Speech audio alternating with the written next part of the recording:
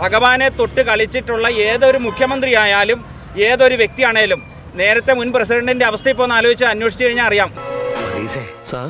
എല്ലാം തകർന്നു.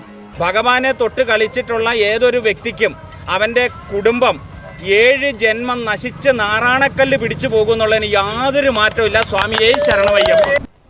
വെറുതെ അല്ല ആളുകൾ നക്സലൈറ്റ് ആയി പോകുന്നത്. ഇതുപോലുള്ള ബൂർഷാസികളുടെ തല വെട്ടുന്നതിന് നക്സലൈറ്റുകൾ ഒരിക്കലും കുറ്റം പറയാൻ പാടില്ല. ഞാൻ മുന്നോട്ടും ചെയ്യട്ടോ. അത് ക്രിസ്ത്യൻസ് ആയാലും മുസ്ലിം ആയാലും നിരീശ്വരവാദി ആയാലും ആർക്കും അറിയാം, കല്ലും മുള്ളും കാലിക്ക് മെത്ത എന്ന് കേട്ടുപരിചയമുള്ള എല്ലാവർക്കും. ഈ മുഖ്യമന്ത്രിക്ക് അറിയത്തില്ലേ?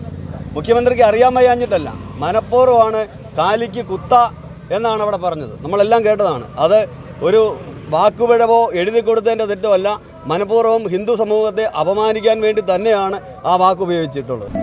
നിനക്കിതിന്റെ വല്ല ആവശ്യമുണ്ടായിരുന്നു? ശബരിമല അയ്യപ്പനെ കുറിച്ച് ഇന്നലെ മുഖ്യമന്ത്രി പറഞ്ഞൊരു വാക്ക് കേട്ടായിരുന്നു. താൻ എവിടേക്കായി നോക്കണേ? താൻ എന്താ പൊട്ടം കളിക്കുക? ഞാൻ തന്നെ വിളിച്ചത്. എടോ, കോട്ടും സൂട്ടും ഇട്ട് ഒരു വിറകോളിനും കടിച്ചു പിടിച്ച് നാളെക്ക് കൊള്ളാത്ത ലൊടുക്ക കാറിൽ ഇങ്ങനെ ഞെളിഞ്ഞിരുന്നാലേ സായിപ്പ് ആവില്ല. ശരണം വിളിച്ചു കഴിഞ്ഞ് ഈങ്കില സിന്താവ എന്നുള്ള രീതിയിലുള്ള ശരണം വിളി നടത്തി. അതോടൊപ്പം തന്നെ പിന്നെ കല്ലും മുള്ളും കാലിക്കും മെത്തയെന്ന് പറയുന്നവരും കാലിക്ക് കുത്തയെന്ന് പറഞ്ഞ് സംസാരിച്ച മുഖ്യമന്ത്രി ഈ ശബരിമല അയ്യപ്പൻ്റെ സന്നിധി വന്നിട്ട് ഈ മാതിരി വൃത്തികെട്ട വാക്കുകൾ സംസാരിച്ച് ഇതാണ് യഥാർത്ഥ ശബരിമല അയ്യപ്പൻ്റെ ഭക്തന്മാർ. ഇതാണ്